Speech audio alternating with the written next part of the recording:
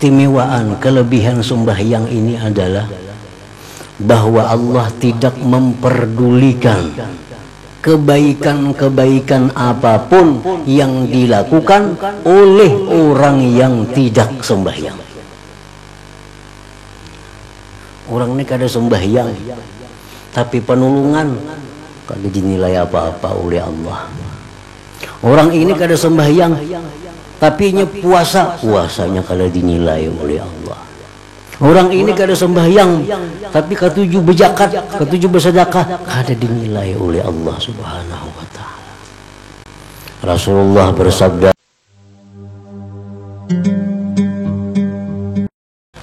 Isra artinya jalan malam mulai Mekah ke Baitul Maqdis.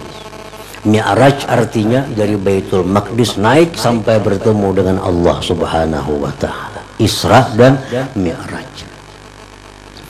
Nah, banyak kisah, banyak keajaiban-keajaiban, banyak ilmu yang didapat oleh Rasulullah sallallahu alaihi wasallam pada Isra Mi'raj itu.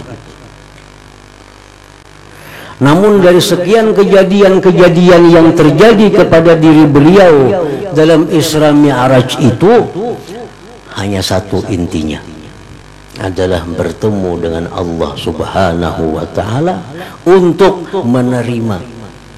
menerima satu perintah Allah, yaitu mendirikan salat 5 waktu. Nah, itu intinya.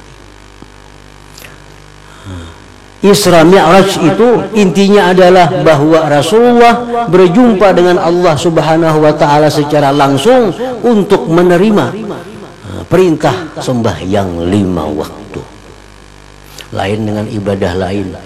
Puasa lewat Jibril Allah mewajibkan kepada Nabi kita dan umatnya. Zakat lewat Jibril, haji lewat Jibril. Tapi untuk perkara sembahyang 5 waktu ini, Rasulullah SAW langsung diundang oleh Allah untuk menghadap menerima perintah sembahyang 5 waktu ini. Nah, itu intinya, itu yang paling besar di antara seluruh kejadian yang terjadi pada malam Isra dan Mi'raj junjungan kita Nabi besar Muhammad sallallahu alaihi wasallam. Nah, hadirin hadirat yang dimuliakan Allah. Oleh karena itu, maka sembahyang 5 waktu ini mempunyai kedudukan khusus dalam agama kita yang tidak ada pada ibadah-ibadah lain. Sembahyang 5 waktu disebut Nabi apa? Imaduddin, tiang agama. Ibadah lain tuh kada tiang. Jadi ibarat rumah bangunan itu memang yang utama tuh tiang. Yang biasa kita berselamatan mah apalagi orang mulah rumah itu menajak tiang. Karena orang mengatap berselamatan, padahal mengatap tuh bahaya bila gugur bisa bermatian. Tapi kada ada orang berselamatan mahatap, kada ada. Berselamatan melantai, kada ada. Jadi bila berselamatan pasti menajak tihang. Kenapa? Karena di tihang inilah semuaan rumah itu bergantung. Nah, sembahyang itu imaduddin, tihang agama. Rasulullah SAW bersabda, as-salatu imaduddin, sembahyang itu tiang agama, faman tarakaha faqad hadamad din, yang meninggalkan sembahyang berarti dia meruntuhkan agamanya. Barang siapa yang meninggalkan sembahyang berarti dia meruntuhkan agamanya sendiri, meruntuhkan dirinya sendiri, menghancurkan dirinya sendiri. Orang kada sembahyang tuh orang yang rubuh, rubuh agamanya, rubuh segala-galanya. Karena sembahyang laksana tihang dalam sebuah bangunan. Nah, ini keistimewaan sembahyang dari ibadah yang lainnya. Yang kedua, keistimewaan, kelebihan sembahyang ini adalah bahwa Allah tidak memperdulikan kebaikan-kebaikan apapun yang dilakukan oleh orang yang tidak sembahyang. Orang ini kada sembahyang, tapi penolongan kada dinilai apa-apa oleh Allah. Orang ini kada sembahyang tapi nya puasanya kada dinilai oleh Allah. Orang ini kada sembahyang tapi ketujuh berzakat, ketujuh bersedekah, kada dinilai oleh Allah Subhanahu wa taala. Rasulullah bersabda, man laqiyallah wa huwa mudayyi'un lis-shalah lam ya'ba illa bi syai'in min hasanati. Barang siapa yang meninggal dunia dalam keadaan menyia-nyiakan sembahyang, Allah tidak memperdulikan dengan sesuatu dari kebaikan-kebaikannya. Ini sia-sia artinya. Sia-sia. Karena tiang. Kalau kada ada tiang, kada ada dinding, kada ada atap. Nah, orang kada sembahyang, pemuasa kada apa-apa puasanya, kada diperdulikan oleh Allah.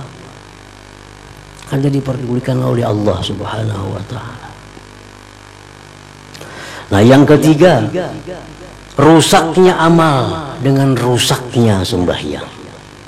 Bila orang ini sembahyangnya rusak, semuaan amal jadi rusak. Rasulullah bersabda, awwalu ma yuhasabu bihil abdu as-salah fa in fasadat fasada sairu a'malih. Ujar Nabi, awal yang diperhitungkan dengannya seorang hamba di akhirat kelak adalah sembahyang. Jika sembahyangnya rusak, maka rusaklah seluruh amalnya. Jadi waktu amal kita diperiksa di hadapan Allah, itu yang pertama diperiksa adalah sembahyang. Kayak apa sembahyangnya? Bila sembahyangnya rusak, tutup dah bukunya, ini orang rusak semua. Nah, sembahyangnya baik, hanya amal-amal lain diperiksa.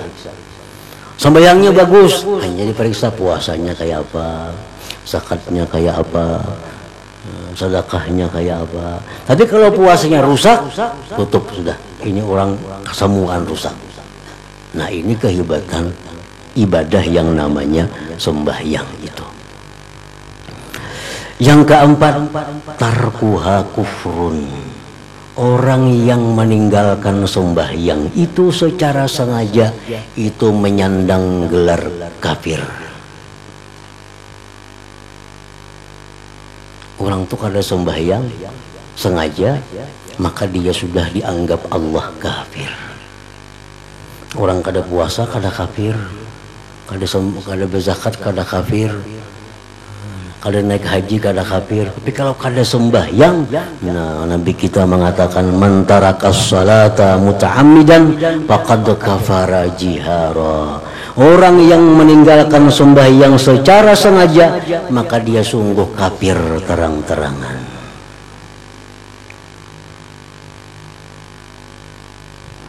Nah, yang kelima, as-salah itu mir'atul ibadah. Sembahyang itu merupakan cermin ibadah. Jadi dalam sembahyang itu mencakup seluruh ibadah. Dalam sembahyang itu ada puasa. Dalam sembahyang ada puasa. Waktu sembahyang bolehlah kita minum, ada boleh. Dalam sembahyang bolehlah kita makan, ada boleh.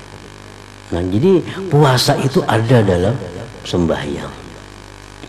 Wafi hal haju, dalam sembahyang itu ada haji. Nah, inna salati, bahwa sembahyangku, wa nusuki, nah, dan nusukku termasuk haji. Dalam sembahyang ada zakat. Mana zakatnya dalam sembahyang?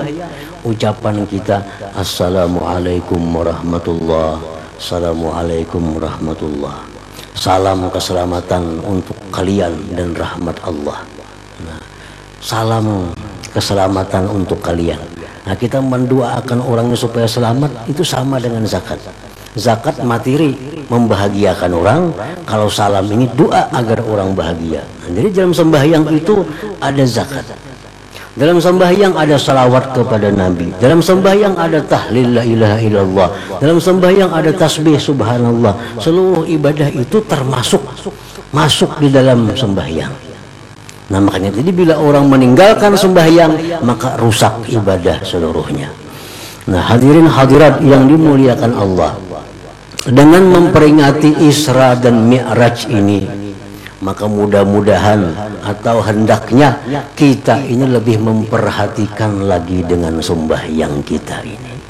Bagaimana sembahyang kita ini supaya lebih bagus, sembahyang kita lebih khusyuk, sembahyang kita lebih teratur, lebih baik daripada yang sebelum-sebelumnya.